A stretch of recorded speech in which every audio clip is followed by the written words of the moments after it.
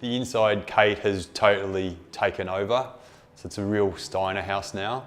So she's organised it. So I just had 2 Tupperware boxes with nuts and powders, just dried, my cacao and maca in, and she's transformed it into a full whole food, raw food kitchen, vegan kitchen, or almost vegan kitchen. We have some honey there. With Reishi and her food, we really want her to know the source of her food.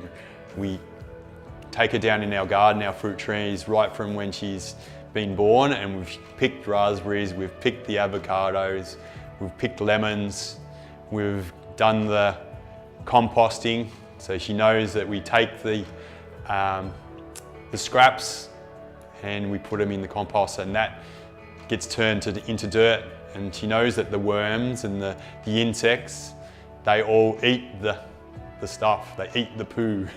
She knows that as well. She's plant-based. She doesn't know what sugar is. She doesn't know what meat is. She doesn't know what real cheese is. We have nutritional yeasts, which she thinks is cheese. She knows where food comes from, and she loves animals. We say that animals are our friends. And we have our ritual every day where we sing the song, blessings on the blossom, blessings on the fruit, blessings on the leaf and stem, blessing on the root. And we all hold hands and we sing that, and we have gratitude for the earth that we live on, but also how that food got to our mouth and the whole process. So I give thanks to all the farmers and the seeds and the sun, the rain, the soil, everything that's gone into that, making that whole food. Everything is vibrating. So things that are more alive, they vibrate on a high frequency. Things that are dead, like rocks or meat or cooked food, they're vibrating on a much lower frequency. And for our body, our living cells, they really love the high vibration stuff. And inside the body, there's a communication. So there's a receptor inside our body, and then there's emitted frequencies off the food. And when the food's coming through and doesn't have any signal emitting off, then the body says, this is dead, this is poison potentially, we've got to get this through.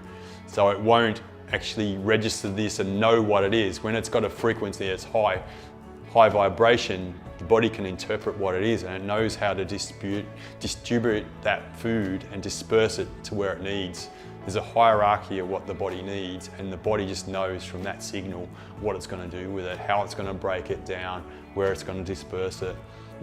In particular, the large intestine, a lot of times that is so blocked up, it just gets this plastered up film through it, and that gets harder and harder over years and years, more and more compacted and less able to absorb our vitamins, our water through the membrane. So we're not nourished through that part of our body.